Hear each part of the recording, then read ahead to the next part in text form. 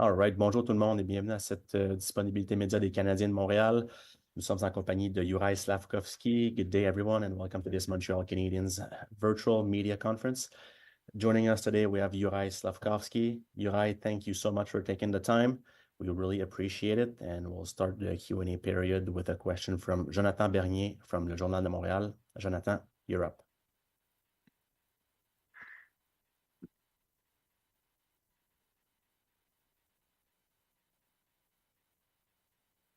Jonathan, can you unmute?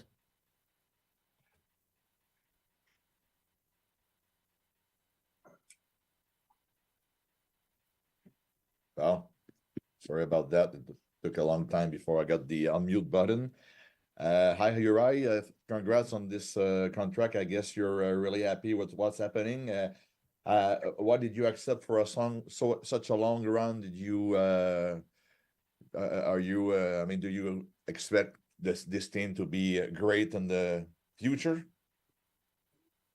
Yeah, for sure. I mean, I love Montreal, and I feel like we are on a good path, and I feel like we're building something very special, and I just want to be part of it as long as I can.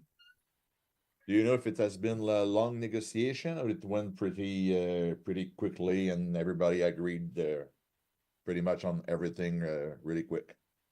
I mean, it went by pretty quick, and yeah, there wasn't much talk. I mean, there was a lot of talking around it, but I knew I wanted to resign, and if there would be a chance, well, for me, it's not about money, so I will take everything. I just wanna stay.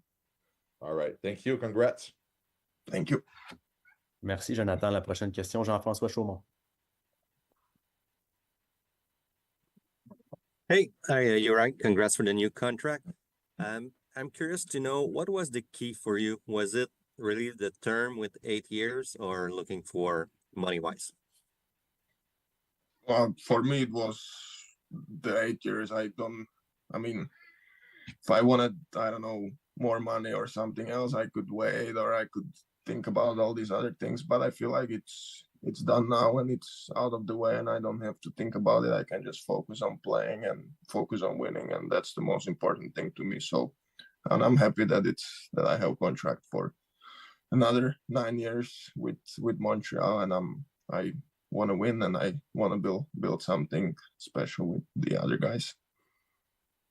You're saying you're right, it's out of the way. So for you mentally, it was important to get that contract done sooner than later, I guess?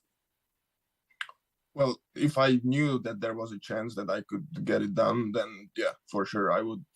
I wanted to get it out of the way as soon as possible, and I mean, I'm pretty lucky because it happened the first day it could be done. So yeah. Congrats. Merci, Jean-François. Les prochaines questions. Next question goes to Stu Cowan, Arpin Basu, and Eric Engels. Stu, you're up. Hey, you're right. Where are you now? And did you do anything special to celebrate yesterday after signing the contract? Well, yes, I'm back home in Slovakia, and yesterday I kind of couldn't believe how fast it happened, and I was just in a shock, and I had to wake up for some medical tests today, so I couldn't really celebrate. But yeah, I mean, I'm here with my family and with my friends and everyone important around me. So I told all of them, and well, my mom and my parents weren't even home. So that's, yeah, it's just crazy. I'm home and no celebration yet, but maybe during the weekend. I know it's not that long ago. You were like a 14 or 15-year-old kid living by yourself, obviously having this dream. Did it seem to happen quick? Like, just take us maybe from that point when you were first left home to where you are now, and what the journey's been like for you. And it's going pretty fast. I pretty much a couple of years ago, I just left home, played a few years in Czech and Finland, and then got drafted. And after first 2 years, signing a big deal, it's more like a dream, but that's what I was like working for my whole life. And I wanted to be in this spot and I wanted to put myself in this spot. And yeah, now it's just time to get some wins and think about the other important stuff, not the contracts and everything around. It's a lot of money, though. Have you been able to wrap your head just around like $60 million? Well, yeah, like I said, I'm still kind of enjoying what happened, and I didn't really think about it. Well, there is smart people around me, smarter than me, so I'm sure they will help me make the right decisions. Thanks, Roy. Have a nice summer. You too. Thanks, Stu. Next up, Arpin. Hey, you're right. Congratulations on the new deal. Just a couple of questions actually unrelated to the contract. I'm wondering if you've had a chance to watch Demidov play at all, and what you think of him and what you thought of the Canadiens being able to draft him. Yeah, I've seen some highlights of him, and I feel like he's another great player that is coming in the organization, and it will be fun to see him play because he's a pretty good playmaker. Got good hands. I saw some moves he did back in Russia, and yeah, I already reached out to him. So, and yeah, I can't wait to meet him and see him on the ice. My next one you might not like, but I'm wondering what it was like watching the Slovakia-England match in the Euros. I'm sorry. I apologize in advance. It was tough game because 1 minute to go we were still up, and I was already celebrating that we were going in the next round. But then, yeah, I mean, England is good, and it's just us Slovakians. I don't know. Whenever we play hockey or soccer or anything, we somehow can always make it a little bit harder on ourselves and make it, especially towards the end, because I also remember some games when we played and we're winning the home game, and then even like 5 minutes, the whole game changes, and then you're just catching the opponent again. But we're learning, and yeah, it was tough. I'm not watching any other games anymore. No, I'm just kidding. All right. Thank you, Yura. Enjoy your summer. Thanks, Arpin. We'll take a few more. We'll go with Eric Engels and Stephen Wino with Associated Press. Eric? Hey, Juraj, congratulations. I know you're a player that's always believed in himself. How much is that belief reinforced with the Canadiens being willing to commit to you the way they have, despite the fact that you're still pretty young and you've only got, 130 games under your belt in this league? Well, what was the start of the question? Just, I know you always believed in yourself. How much does this commitment you always made to you reinforce that belief?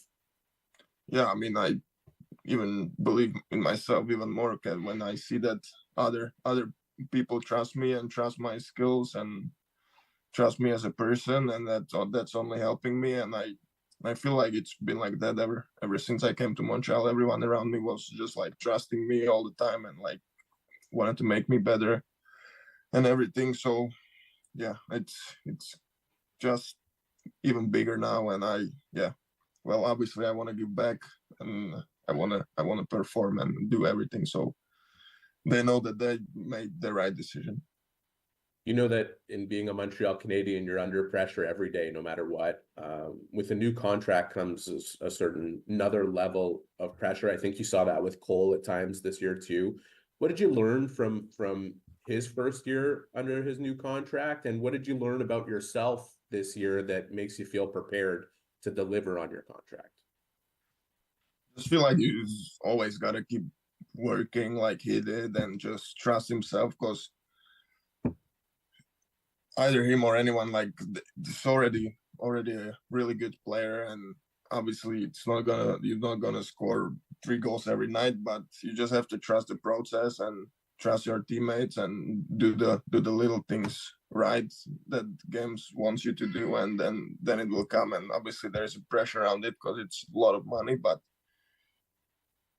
you're not gonna have 8 full years and with every single game being good. So you just have to stay focused for the goal, and our goal is, I don't know, something bigger than, I don't know, just scoring 30 goals a year or something. Thanks, Juraj. Congrats and enjoy your summer.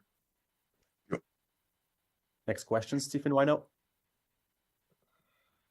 Hey, Juraj, my question actually is about your summer, because what does your summer sort of training look like? And I guess there's an Olympic qualifying tournament coming up in August. Are you planning to play in that for Slovakia? Well, my summer, I took some time off because the season was pretty long, played a lot of games, and I just started to training, and I don't know, train a lot, sometimes twice a day, different ICs. I have like a plan with my strength coach here, and yeah, about the qualification, I'm not really sure how Montreal is going to decide, because it's close to the season, and I feel like I'm their player, and I'll do whatever they feel like it's best for me to doing. Thank you very much. Thanks, Stephen. And we'll wrap the Q&A period with a follow-up from Jean-François Chaumont, NHL.com. Jean-François, you have the last question. Yeah, you're right. Wino is pretty smart. I was going to ask you the same question about the Olympic qualification.